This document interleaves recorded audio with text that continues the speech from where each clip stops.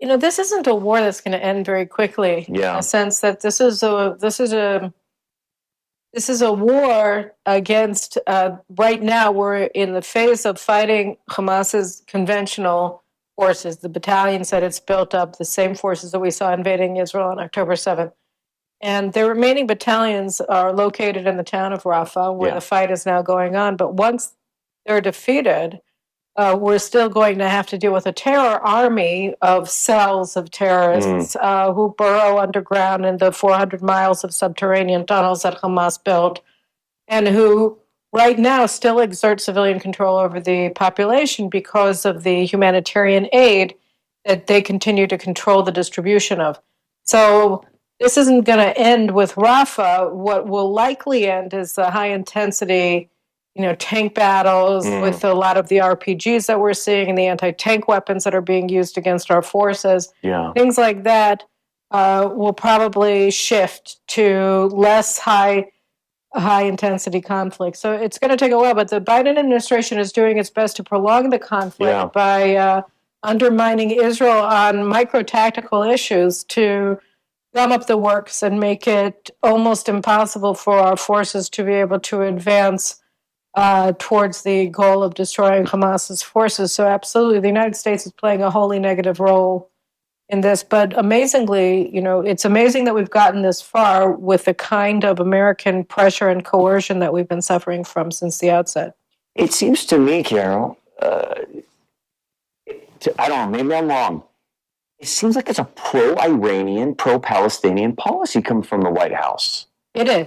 It is because, look, the Biden administration is sort of the continuation from an ideological and policy perspective of the Obama administration. Yeah, There's really no distinction. It's the same people who are sure, who are responsible for Middle East policy that were responsible under Obama.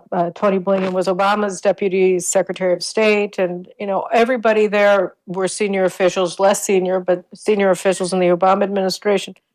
And as a consequence, they're getting Obama's policy trajectory. So as Ben Rhodes, Obama's director of communications, explained in an interview with the New York Times back in 2013, 2014, he said that the main focus was going to be Iran in the second term. And it was the main focus of Biden and the Democratic Party, really, since 2017 when Trump came into office. And it was very clear that they were going to enact it when they came into office if they won. And that policy vis-a-vis Iran and its terror proxies is to seek the realignment of America in the Middle East away from its traditional Sunni Arab allies led by Saudi Arabia, Egypt, and its alliance with Israel, so that the realignment of America away from Israel and the Sunnis towards the Shiites, towards Iran, was the thrust of Obama's foreign policy in his second term, and now it's the thrust of Biden's policy, and it has been since day one. Or Obama's third term. Yeah, exactly. Yeah, as you want to call it, but yes, it's the same policy, it's the same people. And so Iran is an imperial power, and it asserts its regional power as an imperial power through the terror armies that it has built and that it controls. And they, in turn, have swallowed a significant number of countries in the region. So the first one, obviously, is Lebanon, which is controlled by Hezbollah, which controls the government, controls the army, controls the banking, controls all aspects of life in Lebanon, but it doesn't say it. So you pretend that there is an independent force called the Government of Lebanon or the Lebanese Armed Forces, which are armed and trained and by the United States, and even the United States pays them, I think, illegally, the salaries of the soldiers and officers in the Lebanese Armed Forces, sometimes in cash. Wow. And so, the United States sees the Lebanese Armed Forces as their proxy, except that their proxy is controlled by Hezbollah. So that's Hezbollah in Lebanon. You have, as well, in Iraq, the government of Iraq, and it's all kind of controlled by Iran because the Iranian manned militias in Iraq and controlled are the most powerful military forces in the country. And as a result, if you want to survive in office, if you want to survive in life, you make deals with them. So that's Iraq, and it's in Syria through the through the Bashar Assad administration. Their regime is completely dependent on Iran. So they're an Iranian puppet. So that's how Iran exerts power, is that it formed what it calls a ring of fire around Israel, whose purpose is to annihilate the Jewish state. It operates through its proxies, but because the Biden administration, like the Obama administration, seeks the realignment of the United States towards Iran and away from its traditional allies, it views Iran's proxies as what Obama referred to as equities. But they're essentially, the United States accepts them as legitimate forces because they're Iranian, and you want to realign the United States towards Iran, and that's why the United States has taken no action against Hezbollah. It's taking no action against Qatar, the Muslim Brotherhood, Hamas, which is a Muslim Brotherhood organization that's funded by Qatar, and of course the Shiite militias in Iraq. So the United States under Biden is not, and the Houthis, which are an Iranian proxy force and regime in Yemen. So the United States won't take any action to overthrow any of these regimes or destroy any of these terror armies, and it doesn't want Israel to, because it wants to cut a deal with Iran. So instead, what the United States says to Israel, like it said to Saudi Arabia when it was at war with the Houthis, is you can intercept missiles en route. We'll help you with, in Saudi's case, with our Patriot missiles, or in Israel by supplying you with Iron Dome missiles that we insisted on manufacturing in America rather than allowing you to manufacture them in Israel. And we'll allow you to defend yourself, to intercept missiles en route, but you're not allowed to go on offense. You're not allowed to defeat Iran. You're not allowed to defeat Iran's proxies. And that's what we're seeing playing out in Gaza. That's what we're seeing playing out in Lebanon, and obviously that's what we see playing out with Iran. So I'm listening to you here, and it really looks like Israel is alone here. And then just a couple of days ago, when during our trip, we heard that the war cabinet was dissolved. And how's that going to play out in the what's going to happen? Nothing. I mean, the war cabinet was a creation of what was called the National Emergency Government when left-wing leader Benny Gantz, the former defense minister, former IDF chief of staff, agreed to bring his faction in the Knesset into the government to try to work with the government in the beginning of the war after October 7th. I think they joined on the 11th.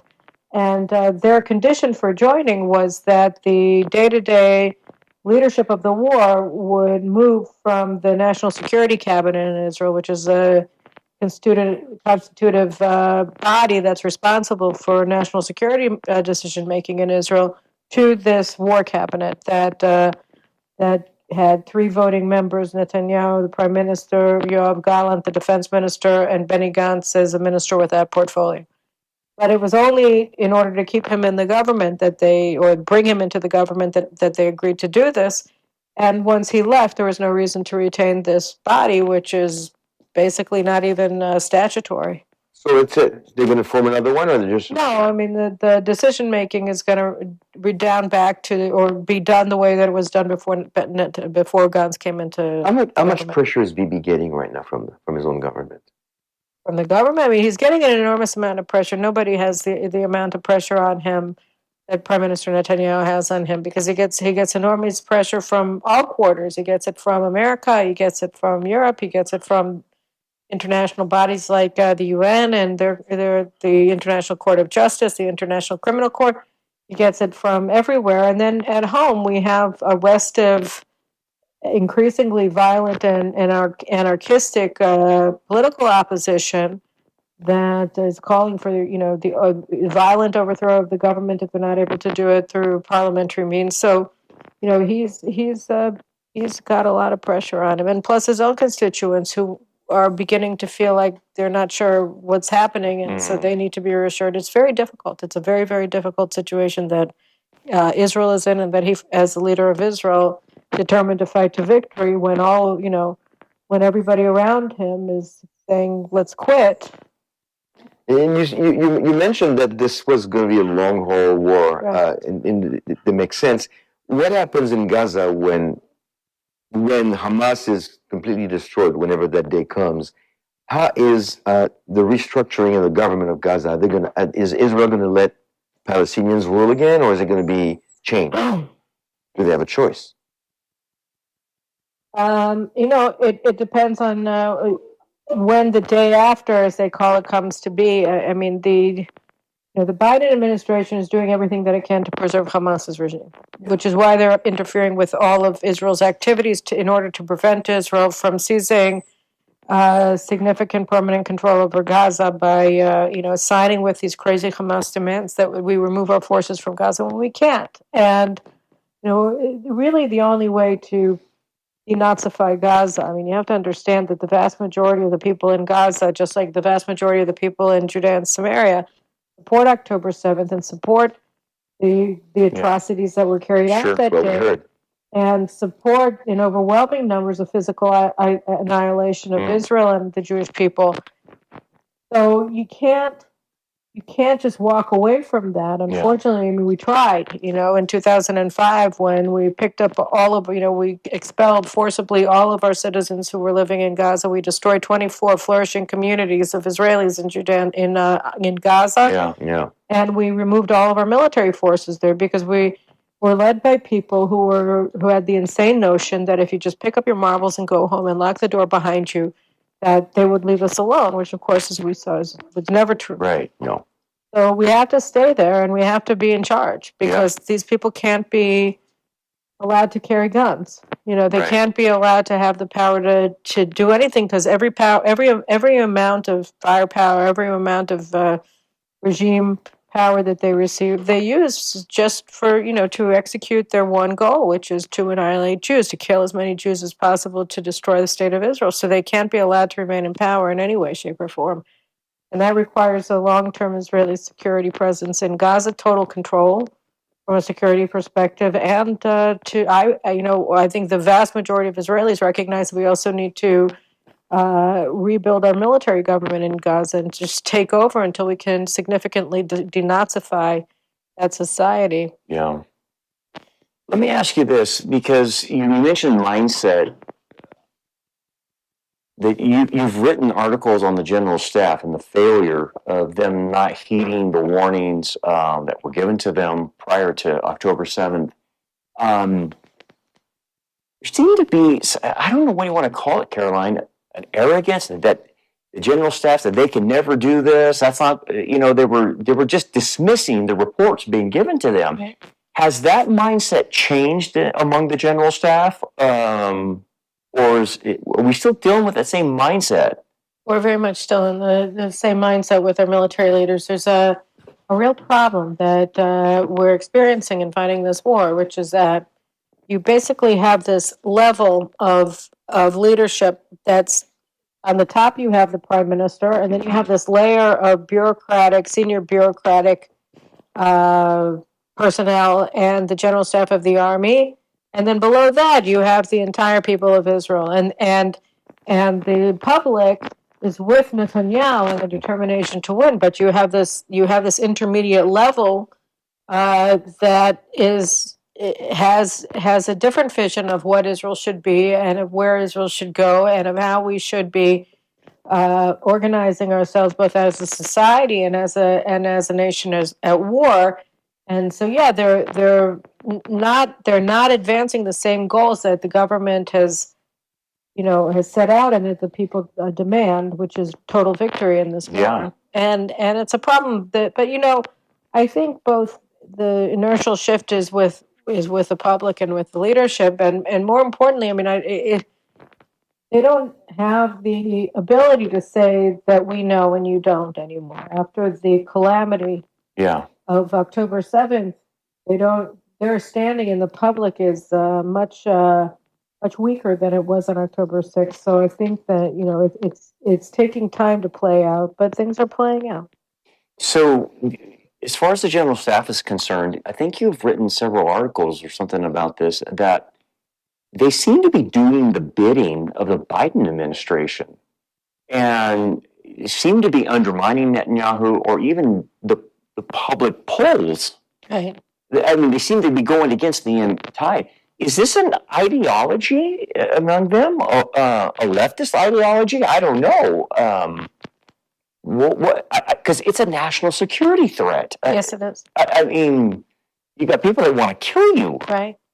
I just can't get my mind wrapped around their thinking. So I was in the Army during the height of the so-called peace process with the PLO, and I was brought into the Ministry of Defense to the unit that was responsible for the civil governance in Judea and Samaria and Gaza. And my commander, who was a major general, was asked by Yitzhak Rabin, who was the prime minister then, to lead negotiations on civil affairs, so all non-military issues with the PLO. And another general named Uzi Dayan was responsible for the military negotiations with the transfer of security power to the Palestinian Authority that we were establishing. And so I saw there, so I was I was a core member of Israel's negotiating team during those times. I wrote a lot of the agreements, and as a captain, and junior officers are very important. Okay. And so the thing is that I saw with my own eyes the politicization of the general staff of the army because, Rabin saw that Peres had negotiated behind his back, Shimon Peres, the then foreign minister, and they were rivals. The original deal with the PLO in Oslo, Norway, it's been known as the Oslo deal ever since. And he was using these outside experts, researchers, to run this sort of off-records negotiation. And they came up with a really horrible agreement that didn't protect any of Israel's national interests. And then they presented it to Rabin as a fait accompli. And from a political perspective, Rabin wasn't able to kill it when it was young, and so he embraced it, but he thought that the way to mitigate the damage that would be caused by the implementation of this agreement was to transfer the actual negotiations to people that he thought would be his loyalists, and that's the army, because he was the defense minister and the former chief of staff of the IDF. And they were loyal to him, but the problem is that Oslo itself is a corrosive, corrupting process because it takes as an axiom, as its foundational axiom, that the architects of global terrorism, people who are genocidal anti-Semites, that they are Israel's partner in peace, and that they're the ones who are going to fight terrorism for us. So we were going to be able to subcontract out our fight against terrorism to terrorists, that they were going to do it better than we did because they knew these people and they knew how they operated, and they had, and the whole thing might have worked if the PLO had been telling the truth, if Yasser Arafat really had turned over a new leaf and that he wanted to no longer be a terrorist and he wanted to make peace with Israel. So, of course, that wasn't true. Right. Of course, he was lying. Of course, the whole thing was a Trojan horse, as they themselves attested. And we got stuck. The problem was that the minute that you bring in the general staff to a thing, you transform it into an institutional interest of the IDF for it to actually work. And so when you see the politicization in real time unfolding, you realize that what you're doing is you're changing the institutional DNA of the Israel Defense Force from a force that's committed to defeating Israel's enemies to a force that thinks that, there is no military solution to a military problem, which is terrorism. And of course, there's only a military solution to terrorism. There's no other solution to terrorism. First, you have to take away all of their weapons. You have to kill all of their gunmen. You have to, arrest thousands of people and deport them so that they can't hurt you anymore. And then you can talk to the people who remain. But until you've actually utterly defeated them to the point where they can't pick up their heads anymore, you can't sit down and negotiate. And the problem is that's not what happened to the PLO. We saved them from near death that they experienced after the Gulf War, when all of the Arab countries stopped supporting them, and then they were all begging the Israelis for peace, but it was all a lie. It was just a way to rebuild themselves so that they would be able to carry on their fight. They only have one fight. They're a one-trick pony. All they want to do is kill Jews. And we gave them the tools to do it because we were led by gullible, stupid, narcissistic men who were egomaniacs and were sure that they knew better than everybody else's common sense what was in Israel's interest. But once you change the DNA of an organization, it's very difficult to change it because then they have an institutional interest in promotion and in a hierarchy to cling to the new DNA in order to advance. And that's really what we've seen over the past generation of IDF leadership since I left. Man. Yeah. So in the midst of all this, we keep hearing over and over from different angles, two-state solution, two-state solution. This the only way is a two-state solution. And you wrote a book, The Israeli Solution, a one-state plan for peace in the Middle East. Right. So for the benefit of our audience, explain what you mean by the Israeli solution, one-state solution. Yeah, but first And you why have would to work? realize that you can't. A two-state solution is just a euphemism for the final solution, for the destruction of Israel, because Amen. you can't form a Palestinian state that will live side by side with Israel in an area that Israel requires for its national survival, and also because it's our homeland. It's the cradle of Jewish civilization, is where we're sitting right now in my home in Judea. And Judea and Samaria, the birthplace of the Jewish people, are now demonized as some sort of ancestral land of another people whose history began around 1964 with the establishment of the PLO. So you're talking about not just a rewriting of history and a co-optation of Israel's history to people who want to kill all the Jews. It's that, first of all, from a military perspective, there's no way that Tel Aviv can exist without Bukhara. You can't defend central Israel without having the eastern frontier of the land of Israel up to the Jordan River. There's no way to block, and as we saw on October 7th, they do want to invade. There's no way to block invading Arab forces from coming in from the east if you're not in control of the Jordan Rift Valley. Yeah, right. There's just no way. And so that's from a military perspective. And from a national perspective, there's no way to understand why we're located here in the land of Israel if we're giving up our sovereignty over Jerusalem. Yeah. I mean, what are we doing here? If we're willing to give up the Temple Mount in Gaza, in Jerusalem, then there's no point in having a Jewish state, because the only reason that we're here instead of in San Francisco is because of Jerusalem. Yeah. So at its heart, the two-state solution, as it's called, is about forcing the Jews to renounce our history, our ancestral rights, and our military imperatives for survival in the name of peace with a terrorist organization, one of many, right, with terrorists whose sole motivating principle as a society is the annihilation of this country. So it's and everybody likes to talk about peace. There's never been a day of peace. The Palestinians have never implemented any part of the negotiation except the gimme part. Sure. Give me this, give me land, give me money, give me international recognition, give me this, give me that. One-way But street. anything that they have to give themselves, they've breached every single clause of every single one of the annexes of the agreement from day one. It's all a lie. And so obviously under the circumstances you can't have a Palestinian state, and many Israelis who didn't realize that on October 6th certainly recognized that on October 7th, to the point where today 80% of Israeli Jews oppose it. 70% of Israelis overall oppose it. So there's no domestic constituency beyond the radical left for supporting a Palestinian statehood, and here's the Biden administration trying to shove it down our throat. Now, my book, The One-State Solution, The Israeli Solution, first of all, the only way that we can survive is if we apply sovereignty to Judea and Samaria. And the question of what to do with the Arabs who live there is a policy question. It's not an existential question. From an existential perspective, there's literally no way for Israel to survive over time without full control over Judea and Samaria and the Jordan Valley. There's none. Right. But second of all, when I wrote the book, it was during the Arab Spring, and the Arabs, out of fear from the rise of the Muslim Brotherhood in Iran, the Arabs here, the Israeli Arabs, not the Palestinian Arabs, the Arabs who actually have Israeli citizenship, began seizing onto their Israeli citizenship and their identity as Israelis, like a port in the storm. We were the safest port in the storm. And as the civil war and the genocide of Sunnis was raging in Syria, and Egypt was being, overthrown, the Mubarak regime, and replaced by the Muslim Brotherhood and the Salafis. Mm-hmm.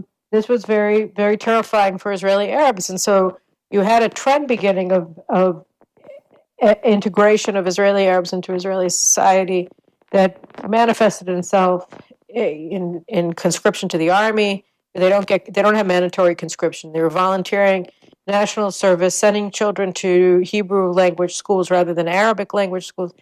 So I saw this as a possibility that if over time, perhaps the Palestinians in Judea and Samaria would also want to integrate into Israeli society. But then we saw sort of a counter-revolution happening with the rise of Iran, particularly because of Obama and then Biden, where the impulse to integrate and to embrace Zionism, essentially the Jewish state, and accept Israel as a Jewish state, among Israeli Arabs was reversed, and they became increasingly radicalized.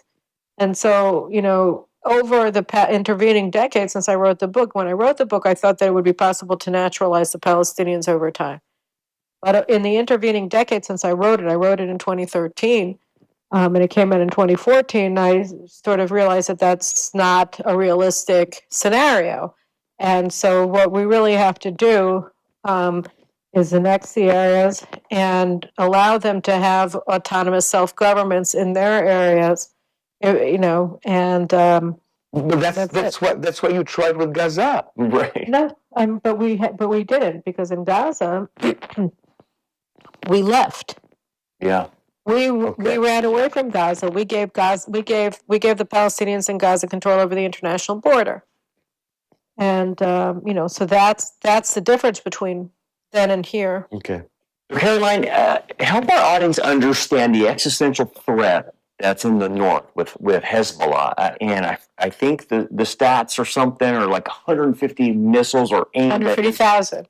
Yeah, sorry, 150,000 are aimed at Israel. And you've got a displacement of the population of about 85,000 or something in that neighborhood. Israel's going to have to do something about that. And it seems like the Biden administration is telling them, hey, lay low, don't do anything. But they can't. We just talked to IDF guys. They're moving up north. Right. Explain our audience, help them understand the dynamics of what's happening up there.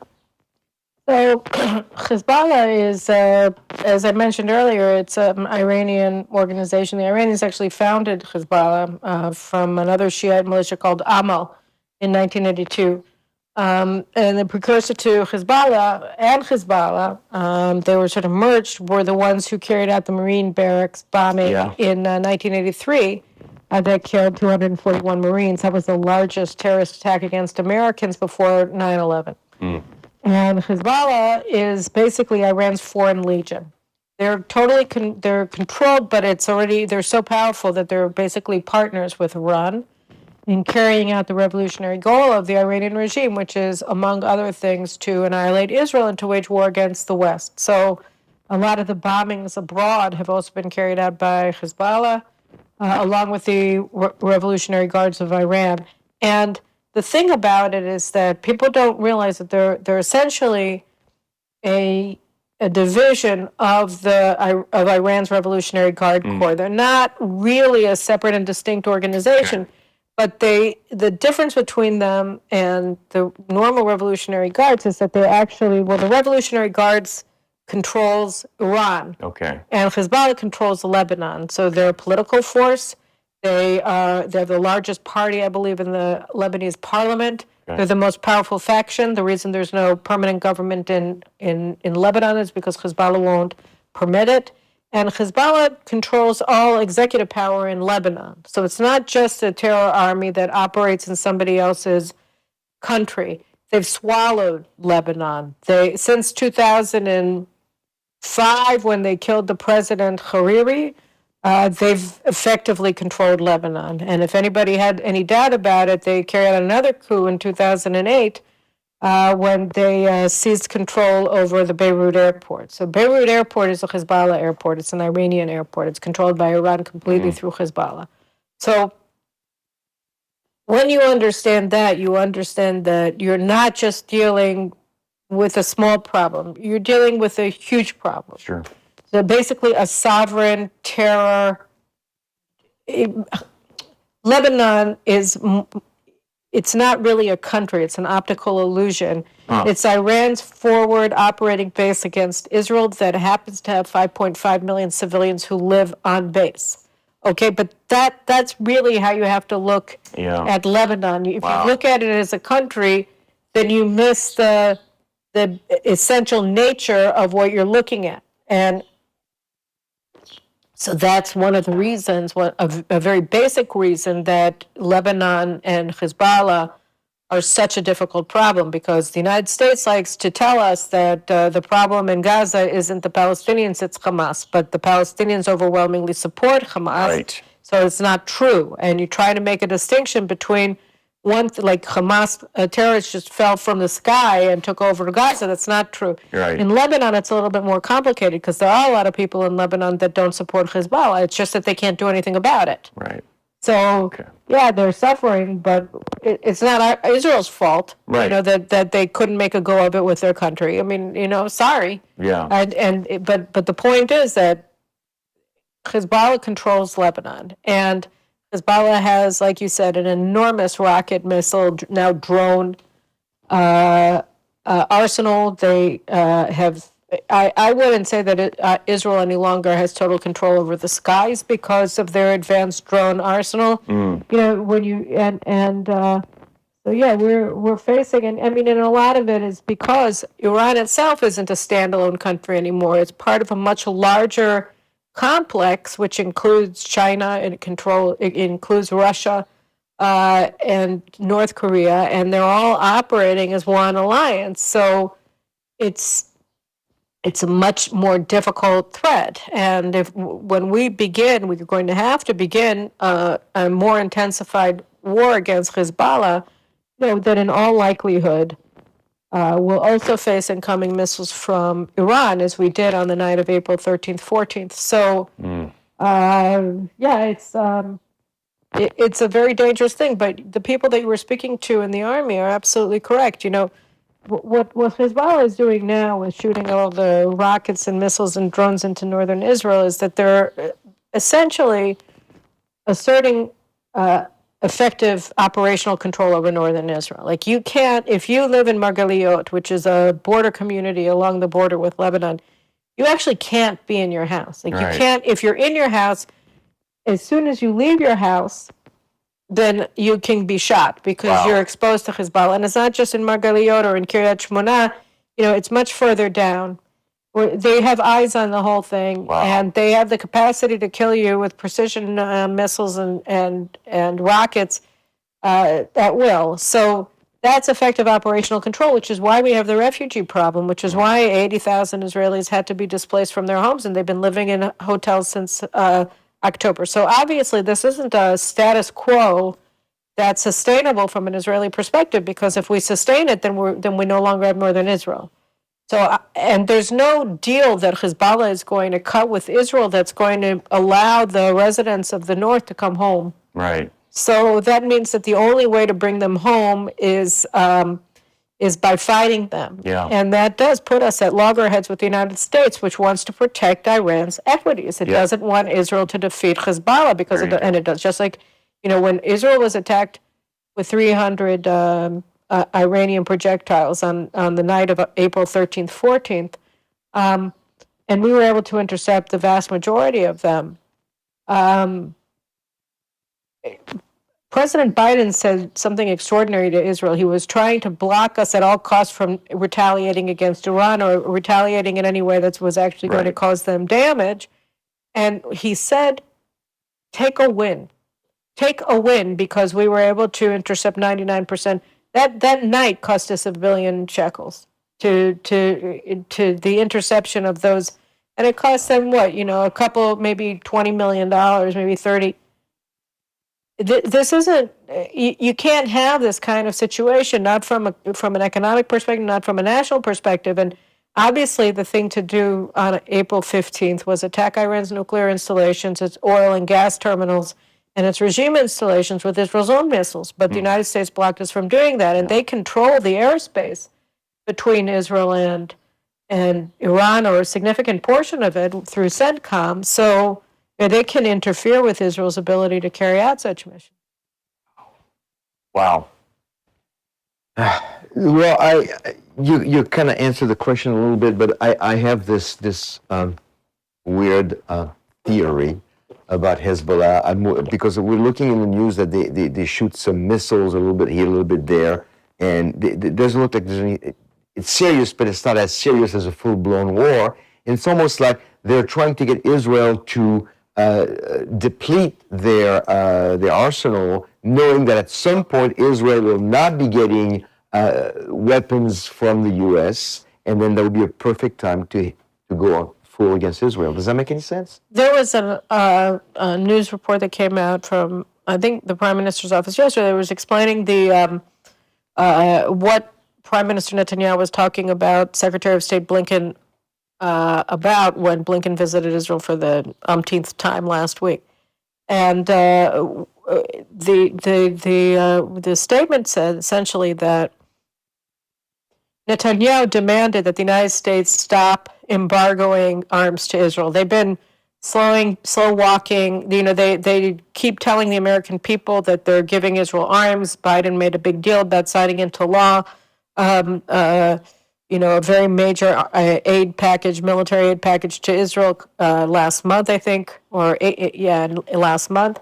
And then he immediately said, we're not going to be selling or not going to be transferring arms that have already been approved for the Air Force, precision-guided 2,000-pound bombs. And so in the conversation that took place last week between Netanyahu and Blinken, he told the Secretary of State that that the chances of war and the chances of the war getting much worse and expanding are increased to a very steep degree because of the United States not providing the required weapons, because it empowers Hezbollah along the lines of what you're saying. So that if Hezbollah is now marking time, figuring we'll shoot 200 missiles one day into Israel, 100 another day, give them a respite for 3 days, and then shoot them with 500 tomorrow, which is very likely, then Israel is going to expend all of its defensive missiles. Right. And then the United States won't resupply them because Alexandria Ocasio-Cortez and her fellow squad members are going to sit on it, place a hold on it or whatever, and their comrades at the State Department are going to block it, or in the National Security Council, then that's their war plan. They want to exactly exhaust Israel. So Blinken reportedly said that he was going to end the arms embargo and reinstate weapons. We'll see. But absolutely, I think that, crazy as it sounds, the force that has had the most destabilizing impact here has been the Biden administration. The force most responsible for the prolongation and the escalation of the war against Israel is Biden and his administration, because when the United States isn't standing with Israel, it opens the floodgates for everybody else to come and assault. I think a lot of the anti-Semitism that you've been seeing throughout the West is because President Biden refuses to condemn anti-Semitism without condemning Islamophobia, even though there is no Islamophobia, and anti-Semitism is making life unlivable for Jews throughout the Western world today. So, the problem is that if the Biden administration's refusal to stand with Israel absolutely emboldens Israel's enemies, and it absolutely sends a signal that Israel is no longer a viable state, because the United States doesn't want it to defeat enemies that are waging a war of annihilation against the Jewish state. So I think that whether it's Hezbollah in the north or Hamas in the south or Iran to the east, what we're seeing is the direct consequence of an American policy that is directed towards realigning the United States away from its position as the head of the free world by standing with the people who support America and stand with America, to becoming something else that wants to stand in alliance with the most dangerous, violent, threatening, hateful, anti-American forces on God's green earth. That's what we're seeing now. And when you stand with evil, evil flourishes. Yes. Yeah. Please tell me this one thing, Carolyn. Is Israel starting to manufacture their own weapons and not have to rely on the United States?